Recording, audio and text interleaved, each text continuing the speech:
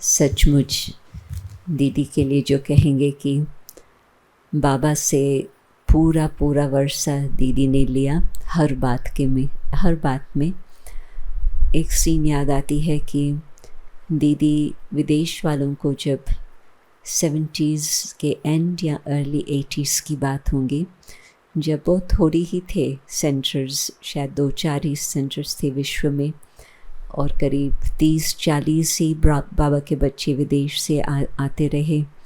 तो उन दिनों में दीदी ने मुझे कहा, दीदी मुरली नहीं सुनाती थी, दीदी उस तरह से क्लास नहीं कराती थी, परंतु जो दीदी की पालना थी उसी पालना के आधार पर जो 50s में समर्पित भाई बहनें थी, खास नॉर्थ के तरफ के दिल्ली आदि, मानो दीदी मोहिनी है, सुदेश दीदी है, कई और है, वो कहेंगे कि दीदी की पालना से हम समर्पित हुए, क्योंकि दीदी उन्हों को बैठ कर के उन्हों को समझ कर फिर उस अनुसार राय देती रही कि आगे आपको क्या करना चाहिए। तो दीदी तो कहेंगे कि बाबा की श्रीमत, परंतु दीदी जो खुद बाबा की श्रीमत पर कदम कदम पर चलने वाली, उसके मुख से भी जो कुछ भी निकलता था बिल्कुल एक्यूरेट ही निकलता था। तो दीदी ने उन दिनों में मुझे कहा था कि तुम 4-4 का ग्रुप शाम को 4:30 बजे मेरे पास लेके आना। तो जब ले आते थे तो आधा घंटा दीदी योग कराती थी। 4 लोगों को दीदी दृष्टि दे कर के योग कराती थी। फिर उसके बाद में दीदी कुछ बोलती थी। एक एक को इकट्ठे ही बैठे होते थे, परंतु एक एक को दीदी के मुख से उन्हों के प्रति कुछ महावाक्य निकलते थे, और मुझे आश्चर्य लगता था कि दीदी तो इन्हों को उस तरह से डिटेल में तो नहीं जानती, परंतु दीदी की जो बात निकलती थी उन्हों के प्रति बिल्कुल उन्हों के काम की बात होती थी। क्योंकि दीदी की बाबा के साथ इतनी लाइन क्लियर थी जो दीदी को बिल्कुल टच होता था उस आत्मा के प्रति, और उस आत्मा के प्रति दीदी कुछ बताती थी, और फिर बाद में मुझे और भी उन्हों के लिए बताती थी कि आगे उन्हों की पालना किस तरह से होनी चाहिए। और जहाँ तक मुझे वो चेहरे सामने आ रहे हैं दीदी के सामने के, बहुत करके वो आज तक भी ज्ञान में चल रहे हैं। नहीं तो विदेशी कहीं आप जानते हैं कि आ गए जल्दी, परंतु फिर झाड़, जैसे बाबा कहते हैं कि क्षण भी गया। परंतु ये जो आत्माएं दीदी के सामने आई, उनको जो दीदी की दृष्टि मिली, वो विशेष आत्मा ही रही जो आज तक भी विश्व सेवा के संबंध से बहुत सारी सेवाएं उनके द्वारा चल रही है। तो दीदी जो फिर उनके प्रति मुझे बताती थी, वो भी ऐसी बात बताती थी ताकि मुझे ध्यान पर रहे कि आगे उन्हों को कैसे बढ़ाना है। तो दीदी बस साइलेंस से, दृष्टि से कईयों को जन्म दिया, कईयों की पालना की, और कईयों के आगे के लिए कुछ भविष्य के लिए भी बताया। एक और बात याद आती दीदी की दृष्टि के संबंध से, दीदी जब उन दिनों में कॉन्फ्रेंसेस शुरू हो गए थे मधुबन में, ओम शांति भवन तो बाद में बना दीदी के अंतिम वर्ष में, परंतु मेडिटेशन हॉल तब तक बन चुका था।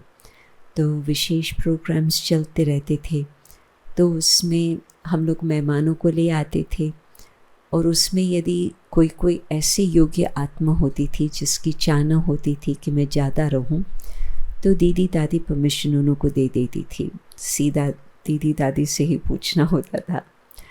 तो एक भाई था जिसको थोड़ा समय और आगे रहने के लिए मिलने का चांस था।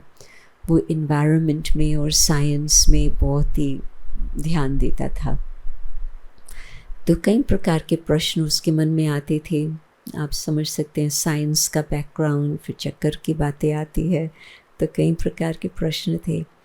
परंतु जब दीदी के सामने सतगुरुवार का दिन था, तो दीदी जल देती थी।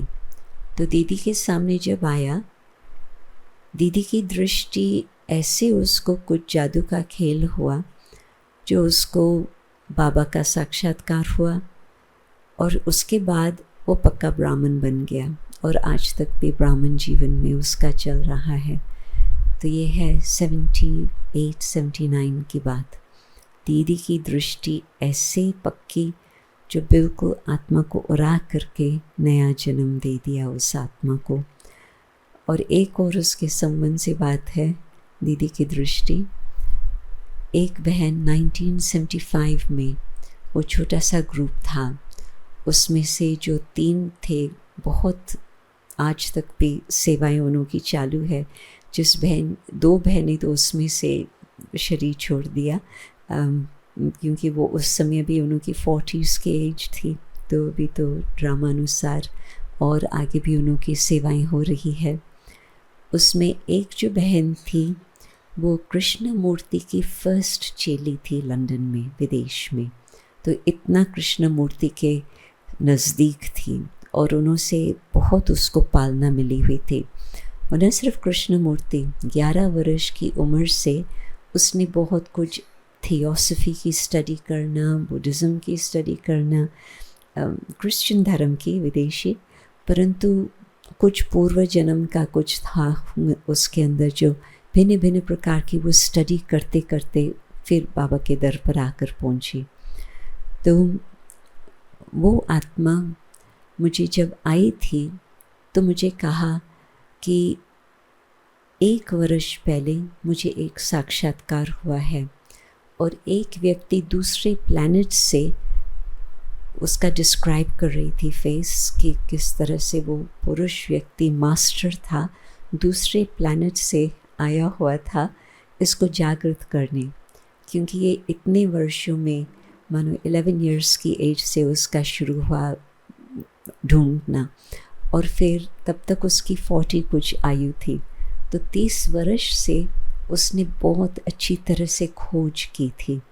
तो जब उसको तब तक उसका बहुत ना उम्मीद हो गई थी कि पता नहीं भगवान मिलेगा नहीं मिलेगा, परंतु जब उसको साक्षात्कार उस व्यक्ति का हुआ तो उसको जैसे कि वो आथत दे रहा था, कोई बात नहीं, तुमको भगवान ज़रूर मिलेगा, तुमको सत्यता ज़रूर प्राप्त होंगी। तो अगस्त 75 ये ज्ञान में आए, फरवरी 75, अगस्त 75 छोटा सा ग्रुप में लेके आई मधुबन। दादी जानकी ने छुट्टी दे रखी थी तो थोड़े समय के अंदर ही, और नियम तो सब में ठीक थे। तो जब वो मधुबन आते थे तो दादी के कमरे में जो बेडरूम था, वो मीटिंग हॉल ऑफिशियल नहीं परंतु बेडरूम में ही सोफ़ा था, तो वहाँ पर बिठा करके मिलते थे। तो ये 3 लोग थे और मैं थी। तो दीदी दादी सामने बैठी है और दोनों सबको दृष्टि दे रही है और लंबी दृष्टि, बहुत शक्तिशाली दृष्टि थी। तो टर्न बाय टर्न दादी से दृष्टि लो, टर्न बाय टर्न दीदी से दृष्टि लो, और ये आत्मा दादी की तरफ देखे ही नहीं, दीदी के तरफ ही देखती रही। तो मैंने उसको ऐसे ऐसे भी किया क्योंकि जब दादी दृष्टि दे रही है और उसको इग्नोर करके सिर्फ दीदी को ही देख रही है, दीदी की दृष्टि दूसरी तरफ भी गई है तो भी दीदी को ही देखती रही है और वो हिले ही नहीं। तो फिर मैंने भी सोचा पता नहीं क्या हो रहा। फिर तो सबको टोली मिली, फिर हम बाहर आए। तो जैसे हम जूता पहन रही थी तो मैंने उसको कहा, मैडलिन तुमको क्या हो गया? तो कहती है अभी तक आंखें ऐसे थी। तुमको मालूम है मैंने किसको देखा? तुमको मालूम है? मैंने कहा दीदी थी ना, उसको तुम देख रही थी। कहती है नहीं, जो मैंने तुमको बोला था, मास्टर मेरे सामने आया था स्वप्न में और दीदी के बाल ऐसे बहुत टाइट खींचे होते थे। तो उस समय उसको पता नहीं चला कि ये स्त्री है या पुरुष है। तो विदेश में जैसे भारत में योगी पुरुष स्वामी लोग सब पुरुष ही होते हैं, तो उस समय उसने सोचा कि ये पुरुष आत्मा है। तो कहती है कि वो मास्टर जो मेरे स्वप्न में आया था वो दीदी थी, मैंने दीदी को पहचाना, दीदी थी। तो फिर मुझे समझ में आया कि उसकी दृष्टि बिल्कुल क्यों हिल नहीं रही थी, न यहाँ न वहाँ देखे, बस दीदी को ही देखती रहे।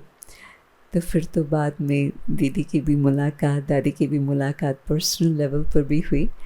परंतु दीदी की दृष्टि, जो बाबा कहते हैं ना कि आप लोग जब योग में बैठते हो, जो मनसा इतनी शक्तिशाली, जो आपको मालूम नहीं होता कि कहाँ कहाँ वो दृष्टि पहुँच रही है, किस आत्मा को जागृत कर रही है, परंतु ये योगी सेवा, गुप्त सेवा, मनसा सेवा बहुत ही शक्तिशाली सेवा है। तो उसके जीवन को परिवर्तन करने की वो घड़ी थी जब फिर से उसने उम्मीद रख करके अपनी खोज फिर से चालू की, फिर तो बाबा के दर पर आकर के पहुंची। तो दीदी की दृष्टि बहुत ही प्रसिद्ध थी। कई लोग कहते थे कि दीदी की दृष्टि ने ही मुझे खींच के बिठाया। तो रियली फर्स्ट आत्मा जो बाबा के पास समर्पित हुई, बुद्धिवान भी बहुत थी दीदी, बहुत तीव्र बुद्धि। तभी तो जिन आत्माओं को योग के समय में बिठाती थी तो बाबा उसको बिल्कुल टच करते थे कि इस आत्मा के प्रति क्या बोलना है, परंतु साथ साथ इस आत्मा को भविष्य के लिए भी किस तरह से पालना देनी है। तो ये एक दीदी की दृष्टि की कहानी, और भी कल सुनते रहेंगे। ओम शांति। आपको कुछ कहना? आपको भी इमर्ज हुआ होगा। जी, दीदी की हिम्मत और बाबा की मदद। आप दीदी हैं, हम तो छोटे हैं। नहीं, आप भी दीदी हैं। तो मैं देख रही हूँ कि बाबा की मदद और दीदी की हिम्मत, और आज देखो आपके सामने इतना हर्षित चेहरा लेके बैठी है। कोई भी बड़ा विघ्न आता, जैसे आज बाबा ने कहा विघ्न तो आएंगे ही, परंतु उनको पार करना अपना धर्म। तो दीदी ने, वो तो आप लोगों ने बहुत समय से देखा हुआ है, कई बातें आए, कई बातों को पार किया, परंतु ये इतना बड़ा पेपर आए और हर्षित होकर के पास करे, ये दीदी की कमाल।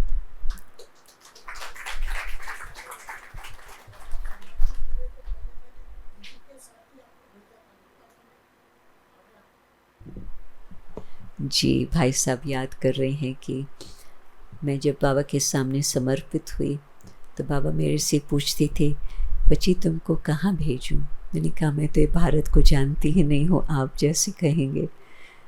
तो बाबा ने कहा, क्योंकि दीदी हमेशा बाबा के साथ बैठती थी, दीदी थी मैनेजर, यज्ञ की मैनेजर, मम्मा के अव्यक्त होने के बाद, और मम्मा का ही कमरा फिर दीदी को मिला था।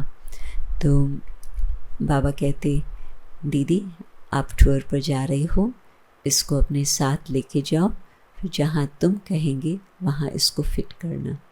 फिर दीदी ने जयपुर का टूर था, फिर नेक्स्ट दिल्ली का था, परंतु दीदी को आगरा मन में था, क्योंकि उस समय नया नया सेंट्रल म्यूज़ियम बना था, बहुत ही सुंदर, और बाबा को था कि विदेश की सेवाएं वहाँ से हो सकती, क्योंकि ताजमहल में बहुत विदेशी आते थे उन दिनों में और आज तक भी।